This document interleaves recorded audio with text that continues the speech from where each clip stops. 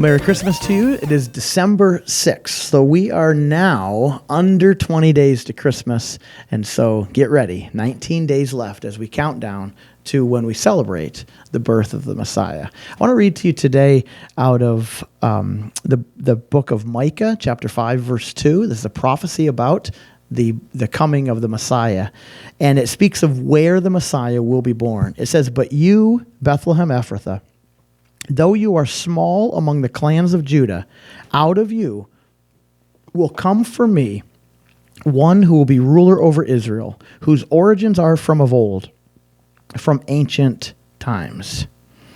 Bethlehem. The Messiah would come to Bethlehem.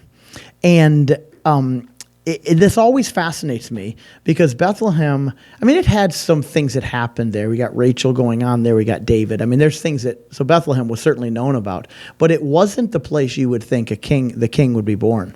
Of course, that would be Jerusalem. And so even when the Magi came, and they came from wherever they came from, and they traveled a distance, they went to Jerusalem, and they asked the king, and the scribes were here to see the King of the Jews. Where is he? And watch this. The scribes immediately knew. They said, "Oh, that would be Bethlehem." And they pointed him to Bethlehem. It was Bethlehem that was going to do this. Out of Bethlehem, God was going to bring something that was going to change the whole world. Out of a small town, he was going to make a big splash. I want you to hear this. God does things differently than the world does. God does things in a completely different, has a different way of thinking than we have. And so out of the ashes, what does God bring? Beauty. Out of simplicity, what does he bring? Majesty.